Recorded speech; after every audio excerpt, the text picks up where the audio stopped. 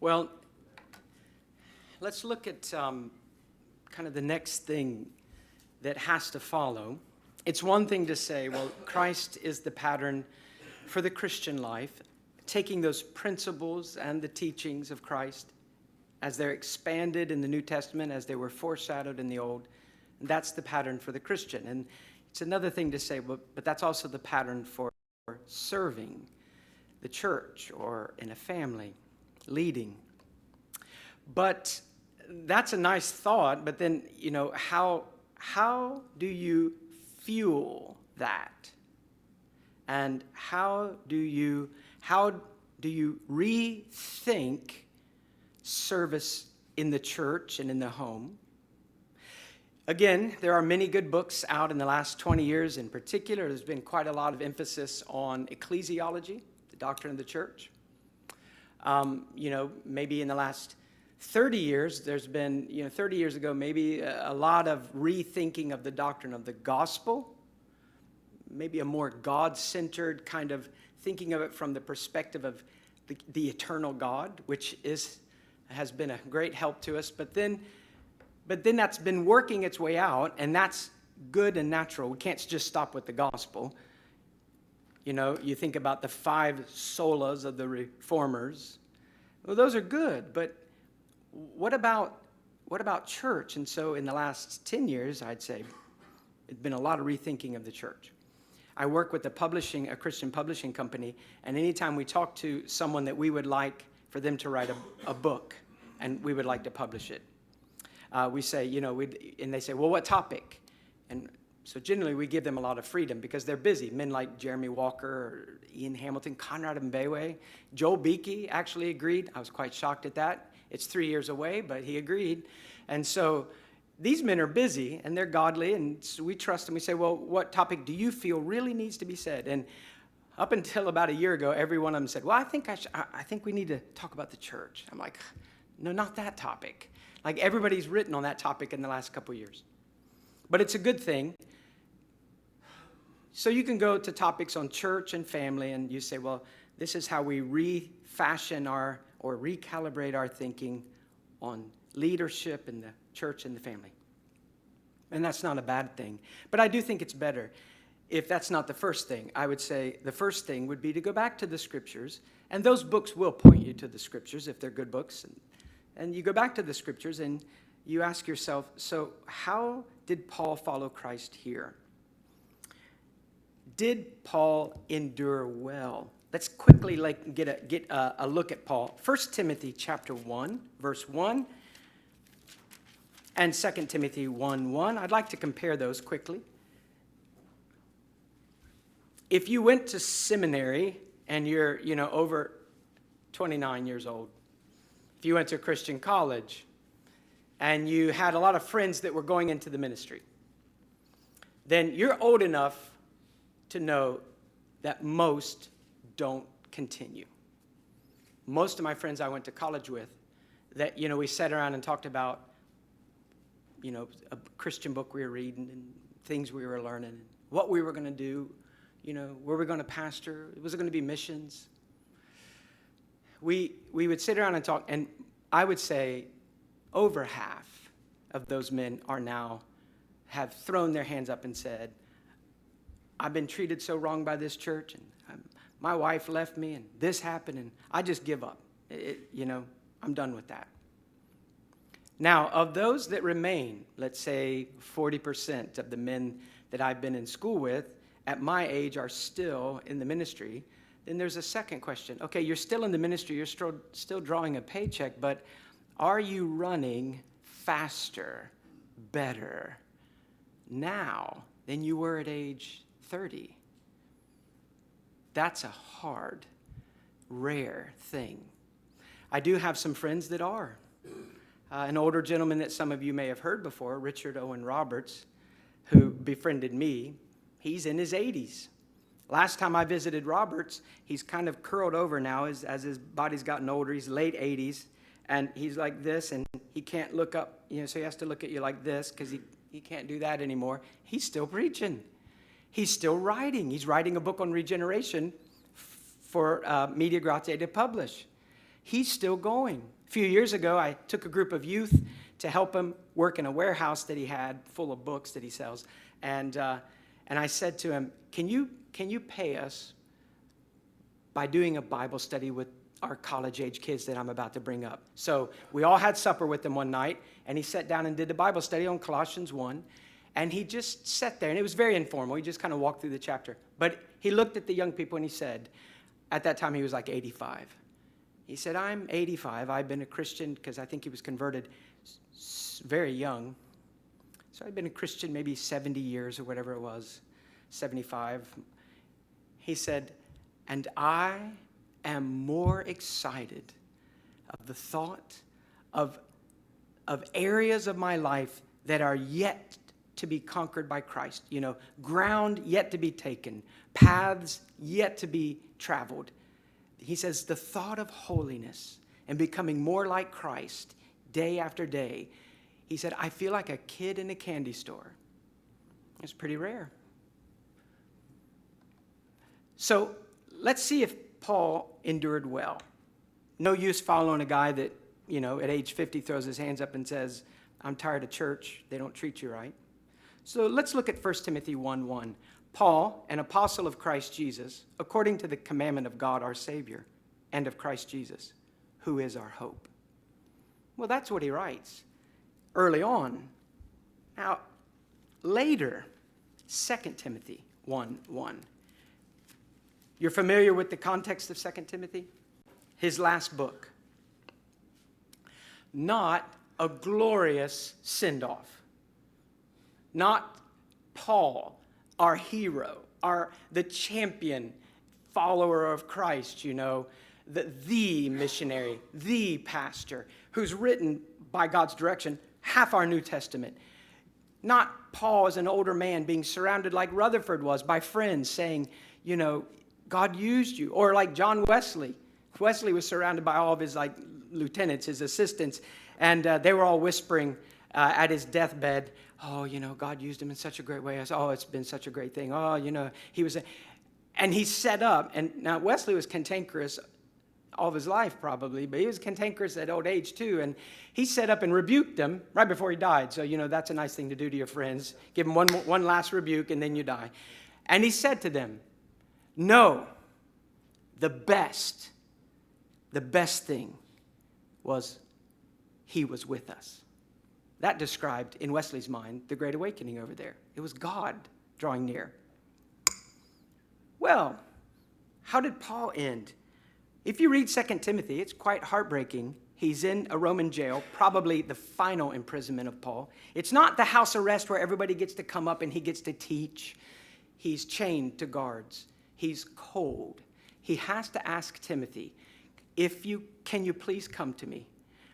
Why? Timothy's a far way away. Why not one of the other Christians in Rome? He said, because they've all abandoned me, except for a couple. And he gives a list of people at times. He abandoned me, he abandoned me, he abandoned me. And guys, he is not talking about church members who are afraid now that Paul, and now that persecution on the church has started by the empire, not just by Jews, and so they don't really want to be known as one of Paul's friends. He's not talking about church members that are, you know, shy and cowardly. He's talking about men he traveled with and preached with. All the preachers have abandoned me. And so he has to say to Timothy, I'm cold. Can you bring my coat? And could you bring the parchments? I don't have my books. Could you bring them to me? So Paul is facing execution, and he is deserted by his fellow laborers. How is he running now at the end when this is what Christ pays him with? And you can imagine all the things the enemy would say in that prison. He would accuse Jesus. What kind of a Lord has he been? You've given everything. Now look at you. Maybe he accuses Paul. Paul, you know why you're in this prison and everyone's abandoned you? It's because you're not really who you think you are. You're not this great Christian taking the gospel from place to place. You're a man that murdered Christians. God has never been happy with you. You're hopeless.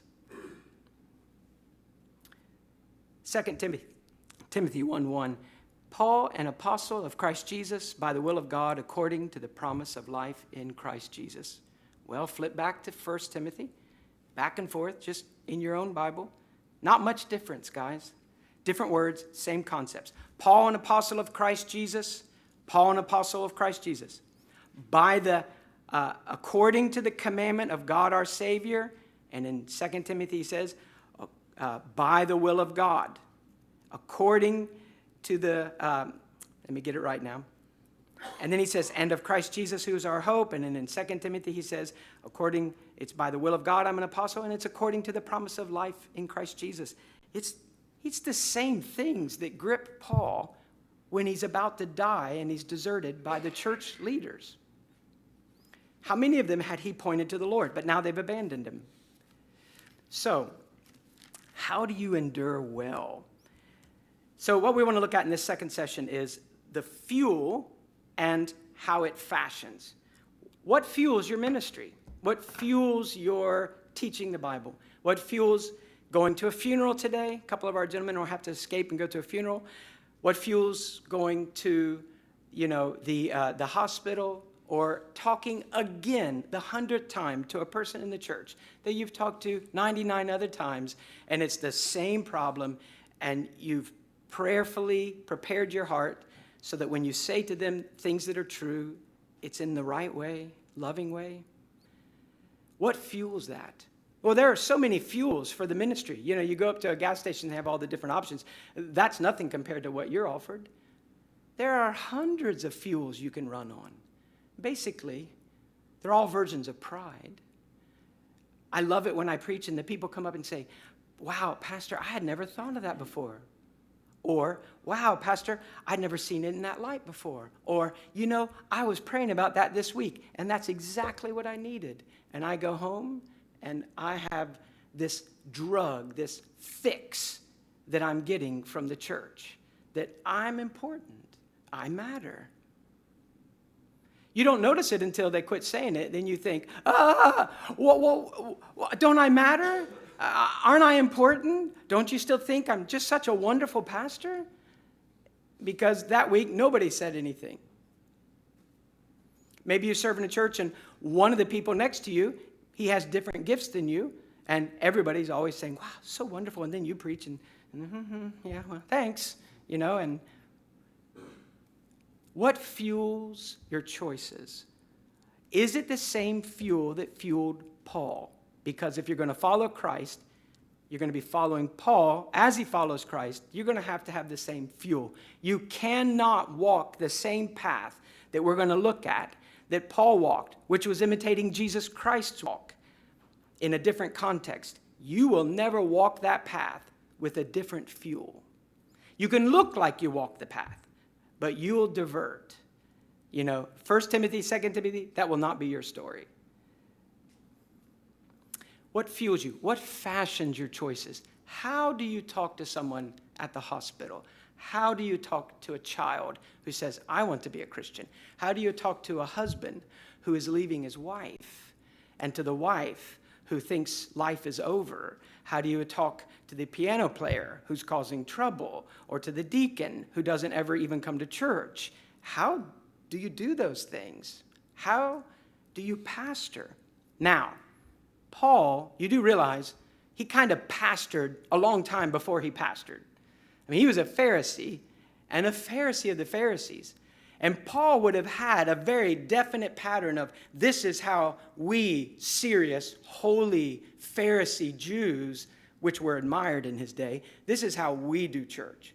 And then he meets Christ, and 3 years he's set aside, and he's scouring the Bible to understand, why is this Jesus of Nazareth on the throne of heaven? He's the Messiah. How did I miss that? What does it mean? Do you think that all that changed in Paul's life was his Christology? 3 years of studying different gospel. You're not saved by keeping all the law. You're saved through the finished work of Christ, which you embrace through repentance and faith. And then there's such a change in you. You're alive from the dead. Romans 6, you're in a new realm of grace, and you live obediently because of what he's done. Well, that's wonderful change, but do you think that Paul changed all of his doctrine and pastored the same way he did when he was a Pharisee? No. You couldn't. They would be at total odds. So Paul has to rethink, how do I help souls follow God? I used to help souls this way. That doesn't work. Now I've changed my mind. This is the way because of who Christ is. Paul would have had to rethink everything about spiritual leadership. A total recalibration. How does he do it? Well, that's where 2 Corinthians is a big help. Chapter 3 of 2 Corinthians, right in this chapter, we find the heart of the fuel and the reshaping of ministry. And it might surprise you, it is the gospel. I know we use the word gospel all the time now. 20 years ago, through John Piper's influence, it was God-centered. Everything was God-centered. God-centered church, God-centered evangelism, God-centered marriage, God-centered everything. Well, it's a great truth, but for a lot of people, it was just the newest fad. It's like the fad. So we have a God-centered church. Like, well, what's different? Well, nothing's different, but we have a new title. We're God-centered. Now it's gospel-centered. Gospel-centered this. Gospel-centered family, gospel-centered kids, gospel-centered marriage, gospel-centered church. I kind of like God-centered better, but gospel-centered's the new thing. Whether you like that phrase or not, the reality is that it was the new covenant fullness that reworked Paul's, refashioned his approach, and also fueled it from day to day. By the way, before we look at it, one last statement. What fashions your approach to ministry? For most of us, what fashions our approach is the needs of the people. So someone calls and says, my marriage is falling apart. You say, I'll be right there. And you get your wife and you go. It's the constant march of human need and people knocking at the door of your life saying, help. And that, just by human nature, that shapes everything you do that week. But that really cannot be the shaping force. Paul had a lot of human need that surrounded him, but it wasn't that shaped his approach to ministry. It was what we find in chapter 3. So at the beginning of chapter 3, he says, we're not really sufficient for any of this. Verse 4, our confidence, this is the confidence we have through Christ toward God. Not that we are adequate, verse 5, in ourselves to consider anything as coming from ourselves, but our adequacy is from God. That's a very nice sounding spiritual statement, but then he gets precise. Verse 6 of 2 Corinthians 3. Who also made us adequate as servants of a new covenant. And that's where it starts. And what he does from that down to like verse 18, Paul stops and he says, okay, God is the one that gives us all we need to do the ministry. And he is giving it to me in the context of a new covenant, not in the context of the old covenant, which was wonderful. But Paul's understanding of the new covenant is so clear that it changes everything. And then what follows in verse 7 through 18, and I'm not going to take the time to read it to you. You can read it this afternoon. But what follows is then a comparison of the old and the new covenants, not to say that the old was not good and the new is good. What Paul is trying to do is this.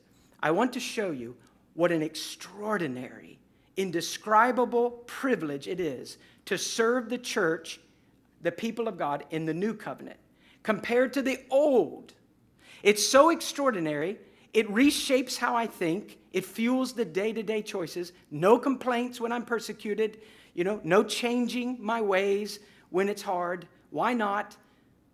Because you have to understand I have been chosen to serve in the superior covenant. And the privileges and the provision is so great. How could I complain? Why would I change my tactics?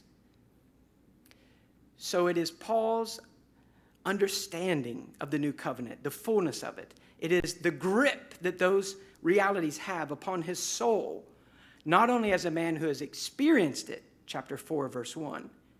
Therefore, since we have this ministry, as we received mercy, we don't lose heart. Two things. I tasted the fullness of the new covenant in salvation, Paul could say. And I have been given service in the kingdom in the new covenant. Now, how good is the new covenant? Well, let me compare it to the best thing we know before the new covenant, and that is the old covenant. So he's not downgrading the old covenant. He's saying the old covenant was gloriously wonderful, but the new covenant is so superior that now, he says, when you compare the two, the old covenant, it's like it has no glory at all. It's like the starry night and the beautiful stars, but when the sun rises, the stars didn't go away. I always think they go somewhere else. I think, well, we rotated and the stars are on the other side of the planet right now. No, they're still there, but the sun in its brightness makes it look like the stars don't even appear. The new covenant is so superior, Paul says, the old doesn't even seem to shine anymore. Let me run you through the quick contrasts. First, the new covenant produces life. The old covenant produced death. The river of blood from the animal sacrifices that constantly reminded the Jews that their sins were still, in some measure upon them, they were still sinning, and they still needed a sacrifice. Compared to the once and for all sacrifice of the Lamb of God on the cross and life. Then he goes on to say the new covenant brings righteousness, the old covenant brings condemnation. The law of the old covenant, and really I think Paul's describing the old covenant dissected from Christ, its fulfillment. So it's not saying that all Old Testament believers were condemned, but if you're a Jew in Paul's day and you say, I don't want that Jesus, I have the old covenant, then Paul's saying that old covenant without this Jesus, here's what it does to you. It kills you. It just kills you. It condemns you. The new covenant, the old covenant, the law declaring that you are a sinner and you deserve hell. It is right.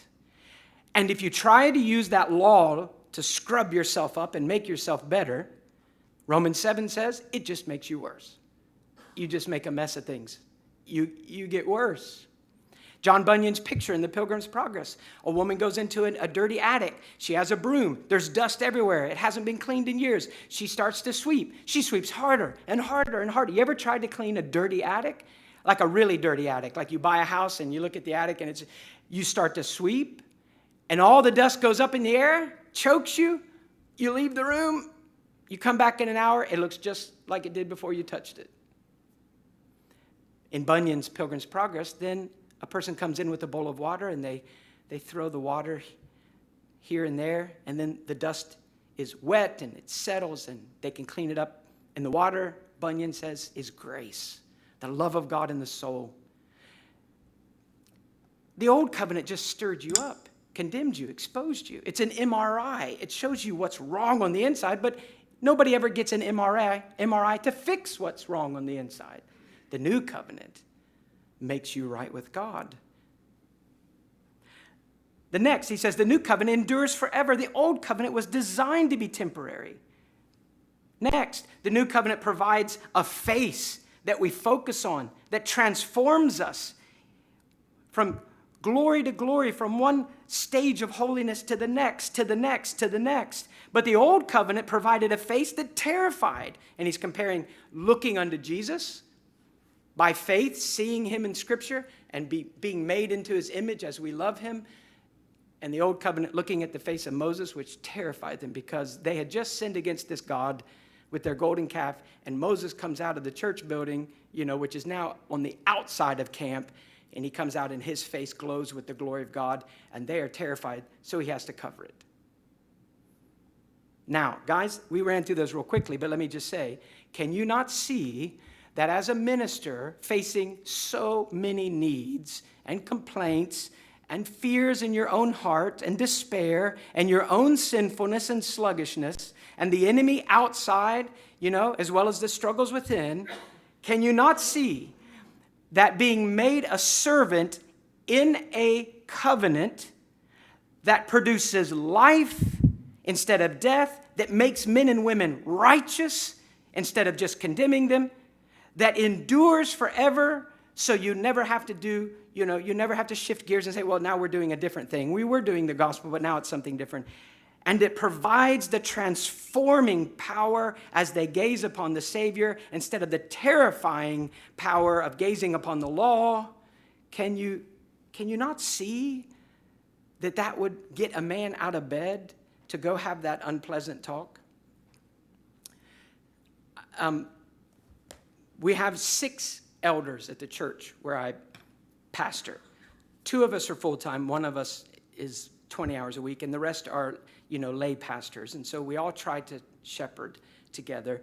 But I still end up getting I get the hard talks. All right, so whenever there's a real problem in the church, unless I'm out of town, they say, John, you want to deal with that? I'm like, why do I get the hard talks, Everybody hates me after the hard talk. Why don't you get hated once, So as I've been traveling, the others do take up the slack. But when I'm home, and especially in the past, I got all the hard talks.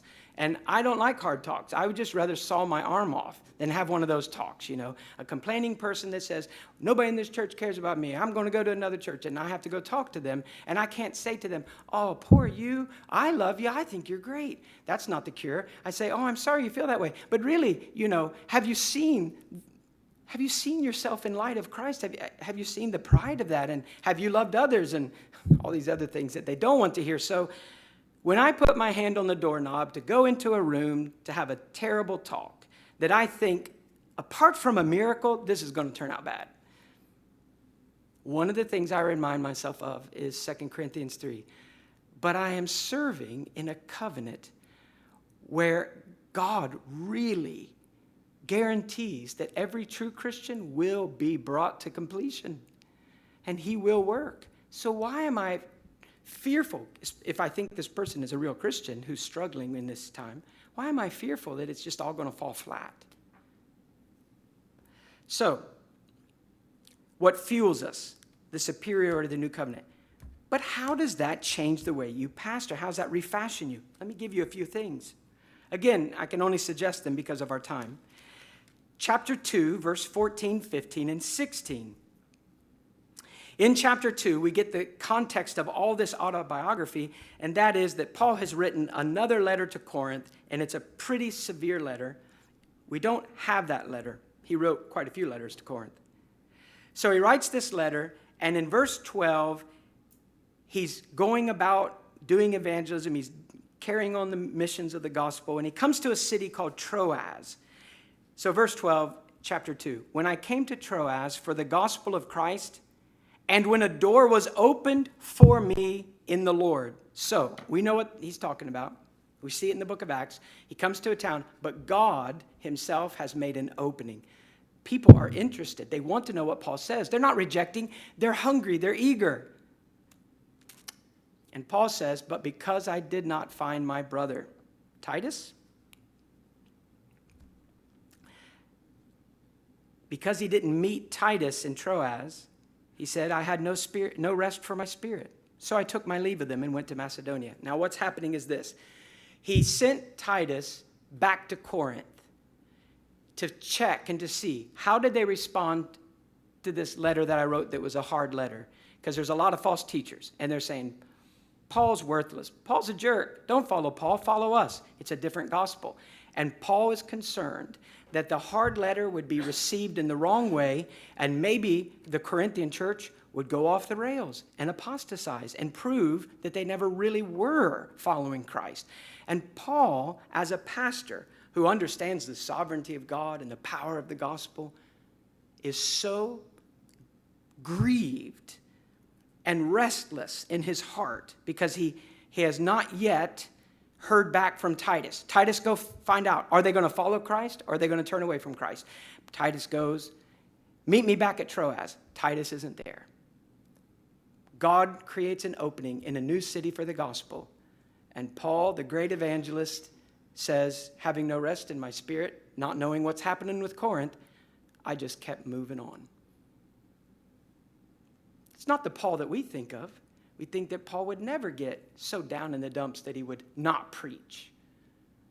He doesn't say, I quit preaching because they persecuted me, or they didn't need the gospel, or God didn't create an opening. No, God created an opening. But I'm so concerned for Corinth, I just couldn't preach. So I left and went to Macedonia, hoping to meet Titus on the way. He actually doesn't meet him in Macedonia either, but he eventually does. And in chapter 7, he tells the Corinthians, and when I met my brother, he told me that you repented. You know, how happy he is. So this is the context. Have you ever been there as a dad? Have you ever been there as a pastor? Have you had those times where you can't sleep at night?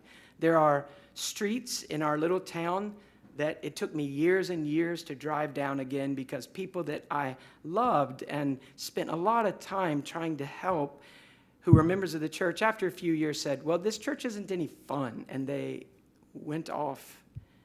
And I felt like it was probably my fault, and you ask yourself all those questions, and I just couldn't even drive down the road because just seeing their house was too sad. My children are not little anymore. They're not 3- and 4-year-olds screaming over toys. Nobody told me that was the easy years. My wife says that was not the easy years. You just didn't have to handle it. But what I mean is, at age 24 and 27 and 29 and 33, they have grown-up problems. And these are the problems that mean my wife and I can't sleep at night. It means I get up in the middle of the night because I can't sleep, and I don't want to bother her again. I go to another side of the house and just cry and ask God, why haven't you heard any prayer I've offered in this situation? It's been years. Don't you care? Are you mocking our hope in you? And then I think, no, those are lies of the enemy. But God, act. I'm finding it hard to push away the enemy's lies. So you're going to have to do something. How can I preach tomorrow morning about the living God when I'm afraid that you don't even know I exist? So Paul is in one of those kind of moments of just brokenheartedness as a pastor. And that's when he talks of this great long section about how he fuels his ministry. So the gospel in chapter 3, which he's getting to, at the end of chapter 2, this is one of the things that recalibrates. It changes the way Paul sees what he is doing as a servant in the new covenant. I don't know what Paul would have thought as a Pharisee if everyone abandoned, if he was afraid that people were turning away. I don't know if he would have just blamed them or changed his tactics. But as a believer in the new covenant, he is so confident in the new covenant. Listen to how he describes it. Verse 14, thanks be to God, who always leads us in triumph in Christ and manifests through us the sweet aroma of the knowledge of him in every place. For we are a fragrance of Christ to God among those who are being saved and among those who are perishing. To the one, an aroma from death to death. To the other, an aroma from life to life. And who is adequate for these things? For we are not like many, peddling the word of God, but from sincerity. But as from God, we speak in Christ in the sight of God. Where does Paul get all of that? The new covenant. I am a servant of the living, ruling Savior at the right hand of the Father. The Lord of all has sent me, and I am serving in the fullness of this new covenant, and I am laboring, and it looks like it's all for nothing, but that cannot be true. Why not, Paul? Because Christ is triumphing, and I am a part of that triumph. And even now, with a broken heart and an unsureness about Corinth, I am still being led in the great triumphs of Christ. The picture is a Roman picture. Roman generals come home from the wars. If they're very successful, they march back into Rome with countless slaves and all this money, which is, of course, how Rome kind of survived toward the end. And so the Roman general comes in. The streets are lined. It's a big parade. He's parked his armies outside. He comes in with all the spoils of the war. And the streets are lined. And the people are there cheering. And the general's in the front chariot.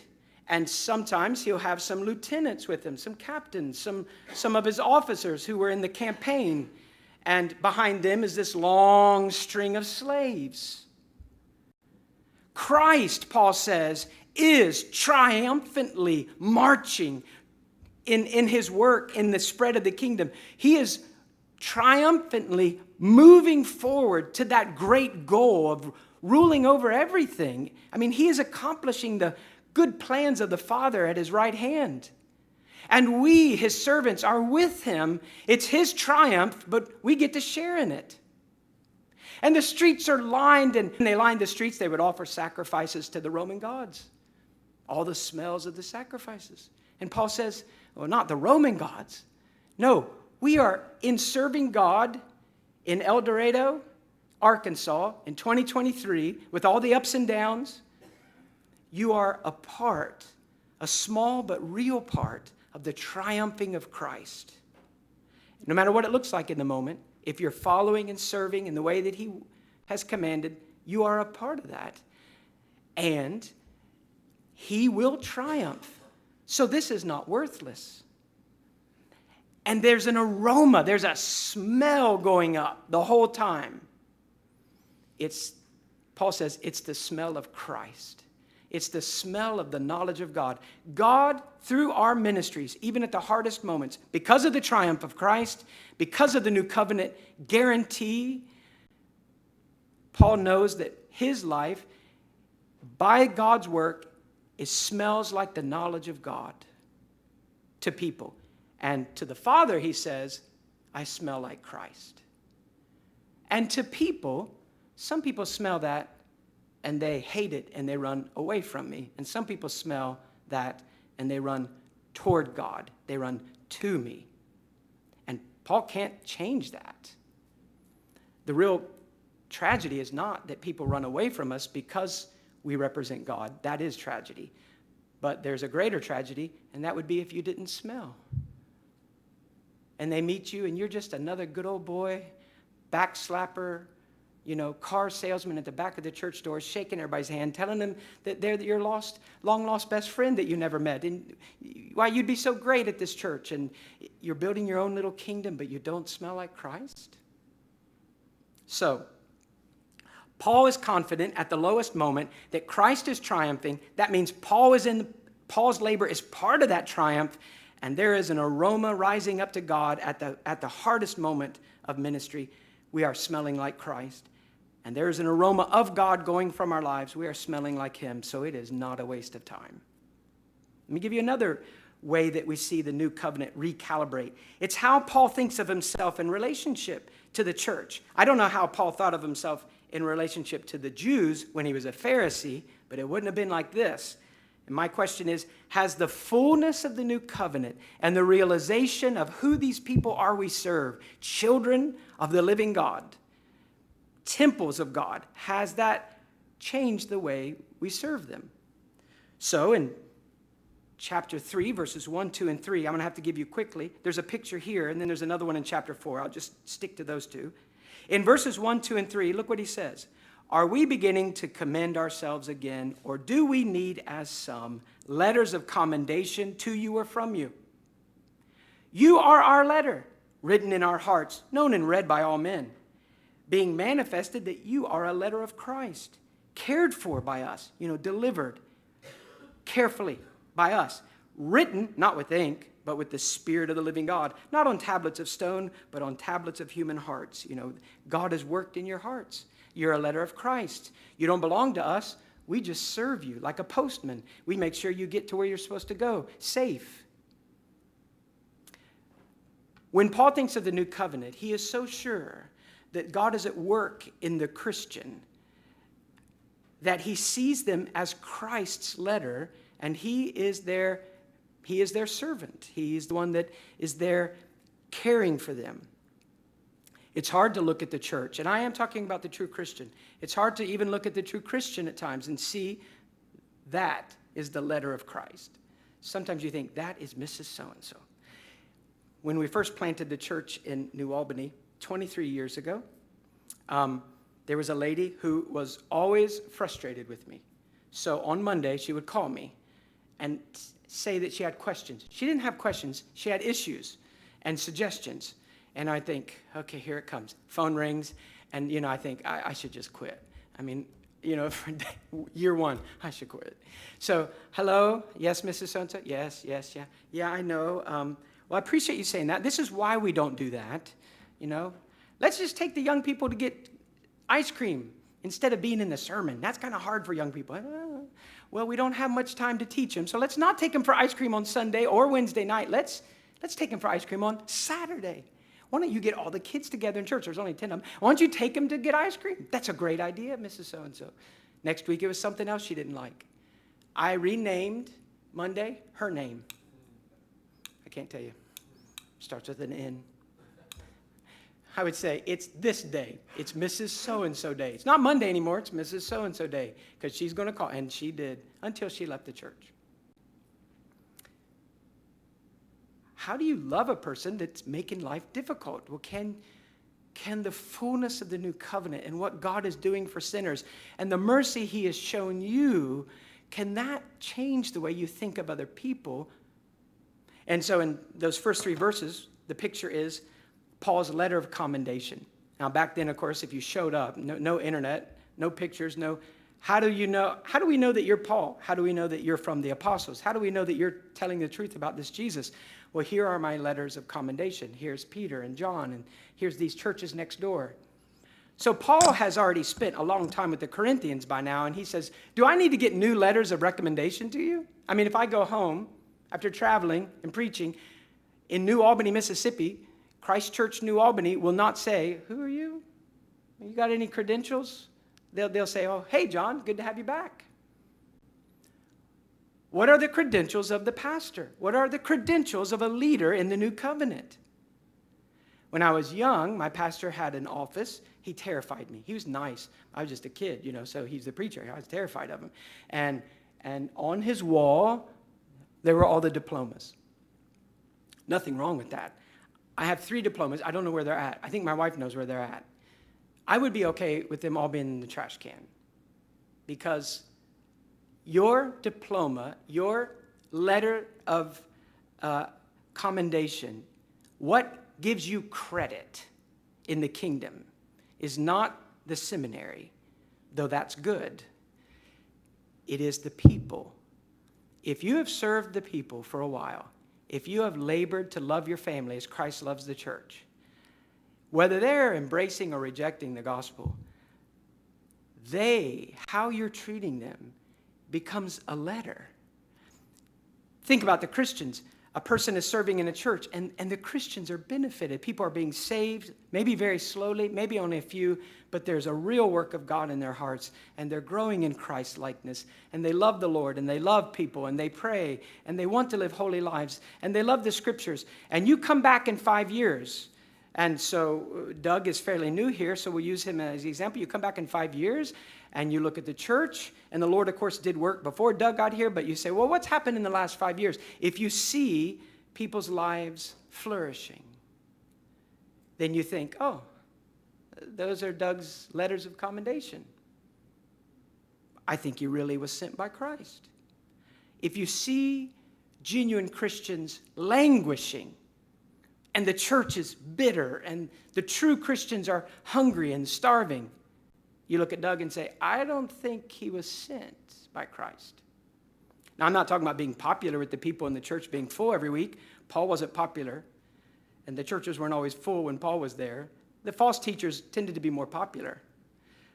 But you can't look at the real Christians that Paul labored with and not see evidence that God used Paul. And that still happens today. There are men that say they're called to the ministry. And because we're Americans and we're Baptists, we're kind of free-for-all, And so everybody's called to the, like half the people in the church say they're called. And I'm licensed to preach. I'm licensed to preach. Everybody's licensed to preach. And you think, wow, a lot of preachers in the church. And none of them are preaching, but they're all licensed to preach. And then somebody says, I want to be a preacher. I need to be a preacher. And maybe they're a genuine Christian. They're very zealous, but they're not wise. They're not ready. They're not mature. And they jump right into some little church, and they start punching the church with this truth and that truth, and they mishandle things, and they do a great deal of damage. And you can look and say, I'm not sure that the Lord sent them there. I don't see a letter of commendation. There are men that are zealous but misdirected, and they do damage to souls, and we are not to follow them. What an amazing religious change would happen in our nation if every church that claimed to be following Jesus of Nazareth only had ministers. And I'm not talking about being hypercritical and expecting perfection and nitpicking the man to death, but what if they only listened to men who God had demonstrated by using those men in their lives? These are men who have letters of commendation from God. Our lives have been changed. And that's evidence that God is using that man. And what if they abandon the places where men are leading them away from Christ? In chapter 4, another picture, I'm not just a mailman who takes care of the letter of Christ, and the evidence of that is that God is working. By the way, you do understand, maybe I haven't made the connection very clearly. In the new covenant, because God will finish what he begins, the good work will be finished, Paul can be sure God will change the people as I minister and live and love and teach and example in front of them. And God will work. And that is how you know that I'm serving God. Because false gods don't work. True God does. In chapter 4, there's another picture that's so amazing to me.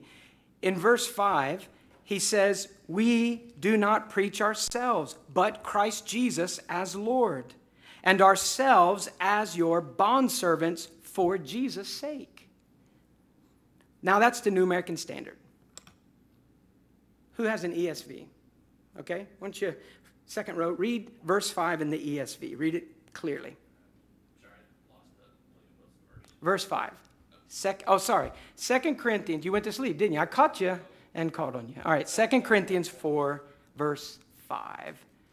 2 Corinthians 4, verse 5. Let's see how it translates it.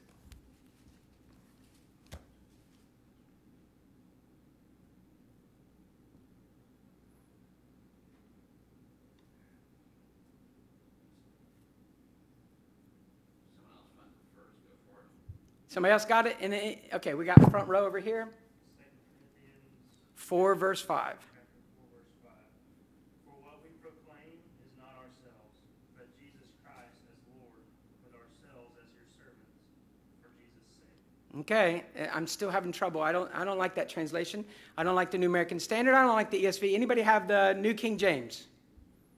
New King James? Yeah, for we do not preach ourselves, but Christ Jesus the Lord, and ourselves your bondservants. I don't like that translation. Anybody have a King James? Oh, guys. Okay. Anybody have something different than those? There's a King James. All right. We'll see if we can get a better, easier translation. Verse 5, 2 Corinthians 4. We preach not ourselves, but Christ Jesus the Lord, and ourselves your servants. Okay, that's got to be a bad translation as well. Guys, I'm being facetious. What does Paul say he preaches? And how does Paul view himself? Because of the superior covenant that God will work through us. And the gospel will save people. Preaching Christ in head, not. Yeah, so he doesn't preach himself like the false prophets. I preach Christ. You remember the story of Spurgeon when he was young, and someone went to hear him preach and went to hear a more famous, Spurgeon was very young at this time, went to hear a more famous preacher in London, and he came back and said, the more famous preacher, he was a great preacher. What about the young guy Spurgeon? He had a great God. So we preach Christ. Now that doesn't mean all you say is Jesus, but it does mean that every doctrine that you teach the people, it's attached to Christ. And you love that doctrine because you love Christ. And every duty you teach the people from the Bible, it's attached to Christ. And you love that duty because you love Christ. Evangelism is because you love Christ. And being careful with the doctrine of the church is because you love Christ, not because you love to be people who are right. And understanding the gospel is because you love Christ. And how we treat our wives and our children is because we love Christ, not because we want people to admire us. It's all for Christ. So we preach Christ as Lord. There's some people that don't do that. I was in Chicago at a church that definitely said that lordship is not part of our salvation, that Christ isn't the Lord of those he saves. You can get saved, and then if you ever decide to obey him one day, that's up to you, but he is not Lord of the life of the Christian. Well, I'm thinking, well, but he actually is the Lord of everything, and we're not talking about having to obey a certain amount before you call yourself a Christian. We're just talking about being in a relationship with the Savior who is the Lord. So that changes everything if he's the Lord. So let me ask you, anybody here have trouble preaching Christ as Lord? I want you to be brave and admit that you're a heretic, all right? No? We're all clear on that. Christ is Lord. What does your church preach? You say, well, we preach that we believe this. We're Baptists, we believe this. We believe this, we believe this. We believe the Bible. What about you? You preach Jesus is the Lord? And you would say, well, yes, Jesus is the Lord. Great. Not enough, guys. If the new covenant is as wonderful as Paul says it is, and you're serving in the new covenant, then there is another thing that you are happy to say. Christ is Lord. That's what our church preaches. And the pastor is your bondslave for Christ's sake. Now, the reason I had all those translations read is because it says it differently than Paul says it in other places, and it says it differently than I expect him to say it. I expect verse 5 to say this: I preach Christ as Lord. I see that. Yeah, we agree. And we preach ourselves as your bondservants for his sake. I would have thought Paul would have said, we are bondservants of Christ, because he says that all the time. I serve Christ. Oh, I'm not the slave of the church. I'm the slave of Christ. I'm a willing slave of Christ, but I'm no slave of this church. Why doesn't he say we preach Christ as Lord and we are servants, slaves of this Lord? It just makes sense. That's the context. And we're slaves of the Lord, but for your sake, in other words, but you benefit from that. Well, that would have been true, but that is not what he says. And that is so shocking to me. There is no reason to translate it any other way. Paul is so clear. Christ is the King. And in this great covenant, it is so wonderful to be a servant in this covenant of this King. I am gladly your bondslave for Christ's sake. If you read over in 2 Corinthians 2 Corinthians 4, verse 15, he says, for all things are for your sake, so that the grace which is spreading to more and more people may cause giving of thanks to abound to the glory of God. In other words, it's not the people that are our God, but we are servants of these people, willing, voluntary slaves of the people of God. Our life is poured out like a drink offering. Nobody even notices the drink offering. And we are pouring out our lives for these people for the glory of Christ, because as he works through our ministry, and as our lives and words are used by the Spirit to be a transforming influence year after year after year in those quiet and unnoticeable ways at times, when we see Christ face to face, we will see how he used that for his everlasting honor. So Christ's glory is the ultimate goal, but the way I get there is I wake up and I am the slave of those believers that the Lord trusted to me under him. Obviously, we don't do what the people tell us. We want this in a church. Well, if that's not what the king wants, we can't give that to them. But the idea that, like, well, I'm no doormat. I don't let those people treat me that way. I have had so many friends who have disobeyed the Lord and just gone off from a church because the church wasn't very nice to their wife. And they use that as an excuse. Well, I'm not going to stay any place that isn't nice to my wife. First church I pastored, I said to the man that led me to the Lord one time, I said, they're being mean to me, but that's okay, but they're not allowed to be mean to my wife. And he stopped me and he said, who says? I mean, what do you mean, who says? Like, I'm the man of the house, I protect my wife. And he said, John, let her. There are times where you let her suffer for the gospel too. All the pride of the American culture wrapped up in a religious garment. And as soon as people treat us wrong. I worked for another man that was a pastor. I was in seminary. He was a pastor. He had a side job. because he thought the church didn't pay him enough, because he said he used to be a big businessman and he used to make 6 figures plus, and this was 30 years ago. But now he doesn't make much at this country church, so he has to have a secondary job, which he focused on all the time. And he just preached a few times on Sunday. And then he told me, he said, I had another church call me this week. And so I said to him, what are you offering me? And I thought, you are not even a Christian. How do you say that to a church? Like, where did Paul say that? And he said, they offered me this, and I laughed at it. And I thought, oh, I hope you don't go there. Those poor people. Paul, because of the greatness of the privilege of serving the king in the greatest covenant, and the assurance that God is working, and these people in front of me, the true Christians, are really his everlasting children, Paul was happy, not reluctant, to be their slave. Well, there are so many other examples, but I'm going to stop there because I want to save one last question for our last session. And that question is, in a sea of voices today, so many people talking to people about what they should do, what Christians ought to do right now in our country, how we ought to act, how can you validate that you are a man that God trusts with the right message? Who can God trust to speak on his behalf? Paul talks about that at the end of chapter, we'll just say in chapter 6. All right, so let's take a break.